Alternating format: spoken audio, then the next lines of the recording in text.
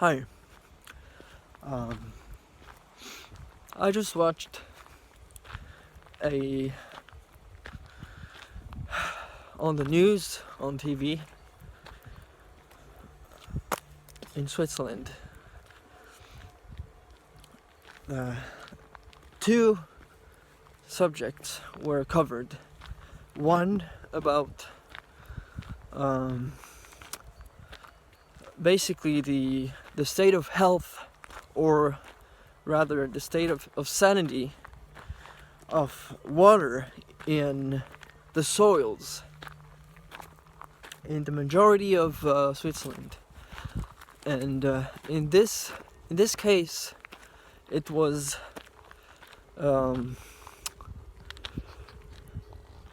in the canton of Vaud, and if I'm not mistaken. And basically they were saying that a chemical, more specifically a fungicide, I don't know the word in English, the chemicals used to prevent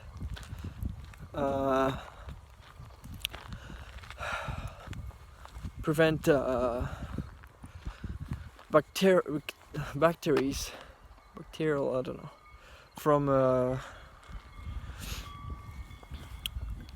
from going on like mushrooms and potatoes and other things. And so basically there's a limit that is tolerated to be in the soil before the chemical is transferred in the water, in the canals, and then by extension is transferred to your tap. And when you drink water from the tap, it's fucked, basically. And remember, it's in Switzerland I'm talking. And the second one was the state of the economic state of more and more people that used to have a decent financial situation, who are now becoming poor because of C-19. And man, it's like I almost cried watching this, because this is too. So fundamentally the news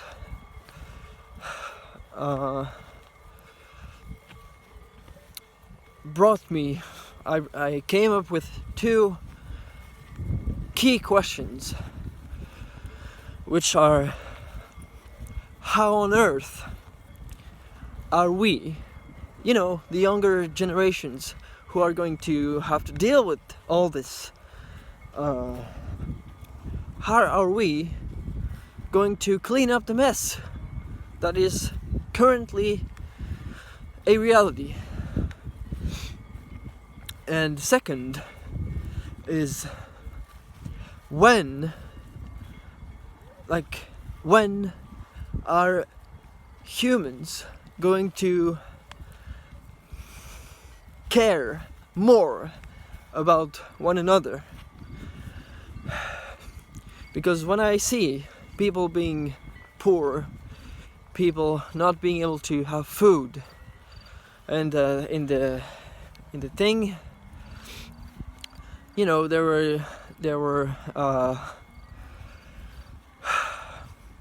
the manager of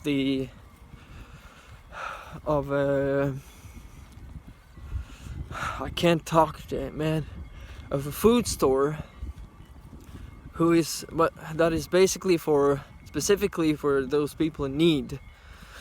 So you have a ticket, and then you have to do fill a form or some sort. People have to go through a certain process so that then they can prove that there are indeed in need. And then they receive tickets so that they can show up to this food store, and they basically allow access to them to shop in those shops, those stores. And the owner was telling how some people wouldn't have the tickets to enter the store, and she would have to refuse access to them because they don't have a ticket. And the people were asking, well, how am I going to feed my children, you know? How am I going to do this? And mind you, it's in Switzerland, again, one of the richest countries in the world. So just in one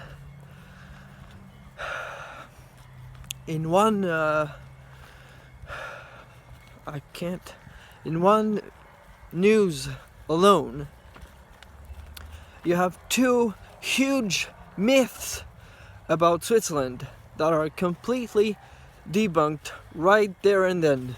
The first one is that Switzerland is like the realm, like the kingdom of water and ice and so on. And there's a saying which I cannot really remember, let alone say in English, because I don't know. But so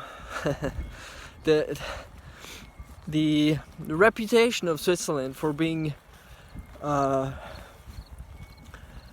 for having very high quality water and also huge amounts of it, right here and then debunked, because of the chemicals, all the quality of the water is increasingly and exponentially, by extension, becoming toxic, and so that people cannot drink it. So in the communes, in the cities, the administrations were basically ordered to take drastic measures, radical measures to stop the streaming of the water in the cities. I don't know exactly how to say it. So that because the chemicals, the limit, I didn't say that, but the limit of the chemicals that is tolerated was present 10-fold, 10 times, 10x, or so 8 to 10 times the amount. Can you imagine that? Can you just imagine? 8 times. So that they had to interrupt the water current, the running water in the cities.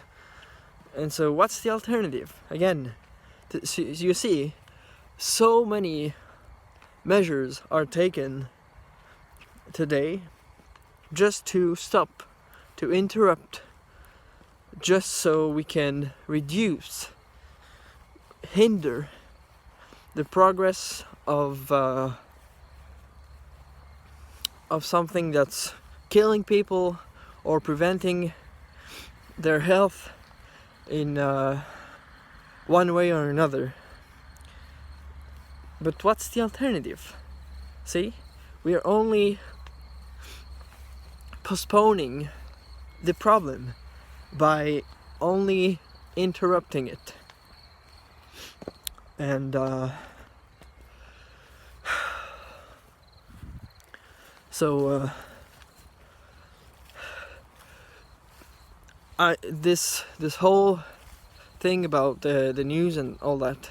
So I talked earlier about the myth that Switzerland has a very high quality of water and very large amounts. That's so. This is slowly and steadily becoming inaccurate. And the second myth that was debunked is that, you know, people are rich in Switzerland. Switzerland is one of the richest countries, blah blah blah. Well, no. Even in Switzerland today, people are becoming poor. So, yeah, you can say that, you know, it's only those who are not, those who already are not legally allowed to stay in Switzerland and don't have ID and so on.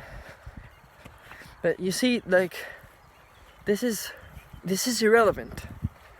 That argument is irrelevant. Why? Because we have forgotten the single common factor between all of us. It's that we are all human. And because we forget that, we end up taking ridiculous decisions to keep only a few in convenience. And this is something I cannot tolerate personally. That decision making is based upon any type of hierarchy, and this stems from belief systems and from cultures that are pushing the notion, the very concept of nation, of patriotism. So eventually what you end up with is humans dividing and finding reasons to not collaborating. And something I wanted to touch on also is a fundamental misunderstanding of science, and this seems to be widely adopted all around the world, and that is that we regard science as some sort of sacred thing, where in reality it's only a method. So sure, it's the most accurate method we have today to measure reality.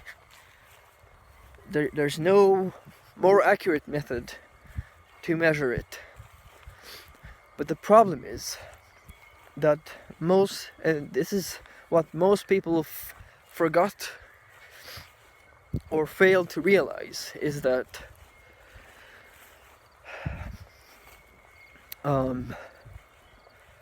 perception and your belief systems and your outlook on life, the concept you have for certain things is more important, and more importantly applies before science. So let me explain that. If we take for example a life cycle, the cycle of life. So for a human, you have two people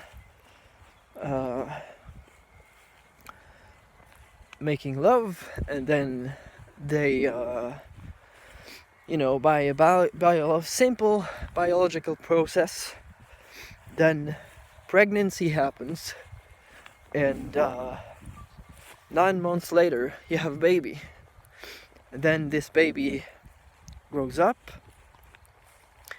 is conditioned to certain things, and then becomes elderly, so ages, become elderly, and dies. And so you see this process, this cycle is a natural process that zero people can argue otherwise. So this is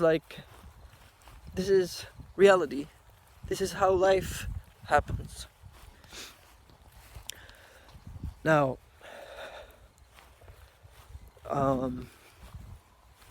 what I want to get at with this is your perception is the basis for how you are going to analyze things and confront information. So if somehow you are conditioned to believe that only X millions of people are can live on the planet, and if you exceed this amount, then basically the Earth is doomed to self-destruct, then so this is the basis, you see. So based on that premise, you can apply science. You can apply, that's the keyword, you can apply science to this basis that you have, which is fundamentally inaccurate of reality, which are going to lead you in a specific direction. Now you could say that you have a lot of scientific evidence to prove this and that in this direction along the way, right? But still, when you come at the premise, when you escalate to the root of what science is used for, everything collapses, because it's based on something that is fundamentally inaccurate. So if we go back to the example I gave on the water and the poverty thing, we have to, so if we escalate the very use of pesticides, where do you think that comes from? This lack of monitoring, of tracking, and this lack of rigorous practice to ensure that the limits are respected. Where do you think it comes from? Well, it's because of the very existence of money. It's because the basis for most of what humans do today is profit. So based on that premise, science can be applied to generate profit. And I know this is something that most people have a very hard time accepting, but we have to accept that. So if we genuinely cared about the environment, no limit of any use of chemicals whatsoever would never be bypassed, ever, period. If we genuinely cared about humans, okay, nobody would be poor and would experience hunger and live in extreme conditions. Zero, period. If we really cared. Now, it takes a lot. It takes ruthless honesty to admit that, first and foremost. And then we can see, okay, well, how are we going to, what's the solution now? Because if we can admit that the very existence of money... Whoops, my phone died during the walk. So back to what I was saying. If we can admit that most of our problems stem from the very existence of money and the